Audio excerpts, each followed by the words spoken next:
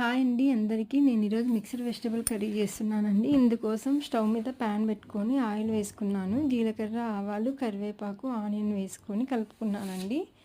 ఈ తర్వాత ఒక 2 పచ్చిమిర్చి యాడ్ చేసుకున్నాను. సన్నగా తరిగిన టమాటోని కూడా యాడ్ చేసి కలుపుకోవాలండి. తర్వాత అల్లం వెల్లుల్లి పేస్ట్ యాడ్ చేసి మొత్తం అన్నింటినీ కలిపి పచ్చివాసన పోయేంత వరకు ఉంచాలి. తర్వాత పసుపు, ఉప్పు, కారం వేసుకున్నానండి. ఇంట్లో ఉన్న వెజిటబుల్స్నే తీసుకున్నాను. క్యాప్సికమ్, సొరకాయ, క్యారెట్, క్యాలీఫ్లవర్ అండ్ ఆలు అండి. మన ఇంట్లో ఏవి ఉంటే అవి తీసుకోవచ్చు.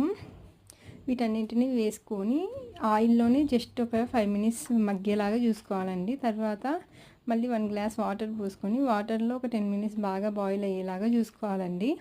తర్వాత ఈ విధంగా బాయిల్ అయిన తర్వాత 10 మినిట్స్ ముందు నానబెట్టుకున్న జీడిపప్పుని, ధనియాలని పేస్ట్ చేసి ఇందులో కలపాలండి. తర్వాత దీన్ని కూడా ఒక 10 మినిట్స్ మగ్గిన తర్వాత రెడీ అండి మిక్స్డ్ వెజిటబుల్ కర్రీ.